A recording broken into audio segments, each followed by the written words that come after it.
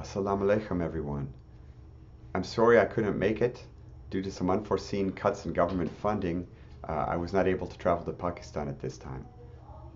First of all, I'd like to say thank you to the organizing committee, in particular, Dr. Tony Wexler from UC Davis, also the folks from Fair Finance Pakistan, Asim Jaffrey and Huma Iqbal, as well as Dr. Abid Bergin, who's the chair of the technical committee, and my friend Dr. Fahim Kokar at NUST, who is also involved in the program.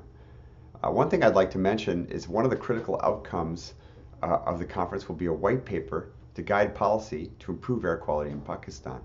One thing I should also mention as well is that there was a great deal of interest in this conference. Only about 15% of the abstracts were accepted. That's a very low acceptance rate, but that just goes to show that there are many people interested in trying to solve the air quality problem in Pakistan.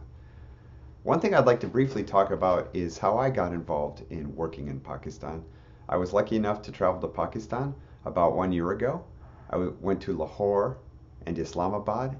It was as part of a U.S. State Department funded project to improve air quality in Pakistan with the collaboration of Dr. Fahim Kokar at NUST.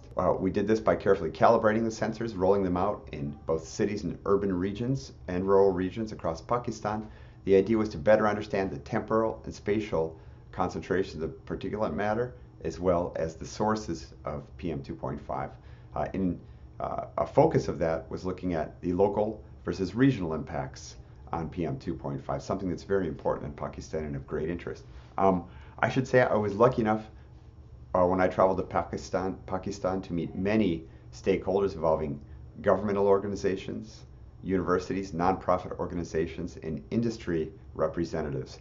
And one conclusion I came to is that there are the right people in place to solve this problem in Pakistan.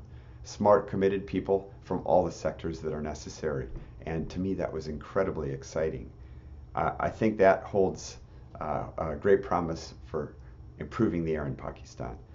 One thing I'll talk a little bit of is maybe perhaps some of my opinion, but also what I heard from stakeholders. And that is one key thing that is needed is chemical source apportionment of particulate matter in Pakistan. Of course, that is because when solving a local versus regional problem, probably the low-hanging fruit, and my suggestion for everyone is to focus on the local sources of air pollution. Often that's 50% more or more on an annual average of the PM2.5 in the urban regions of Pakistan. And I think those are the places where you can make some real benefits, but chemical source apportionment is an important part of that to characterize what the local sources are. I heard that from many stakeholders. The other thing that I would suggest is in the short term, I believe that indoor air filtration in people's homes and in offices and workspaces can help improve people's health. I think that developing local fabrics and local air quality filters that are cheap and everybody can access would, in the meantime, as the problem is getting solved, improve people's health. One thing I would like to say is I hope to come back to Pakistan this year and visit my old friends, but I would also like to anyone who would like to meet with me, I would love to meet people in Pakistan. I would love to hopefully share my expertise and help be involved in solving the problem of air quality in Pakistan. So thank you so much, everybody, for inviting me. Again, I'm sorry I can't be there. I hope to see many of you in the near future. Thank you. Assalamu alaikum.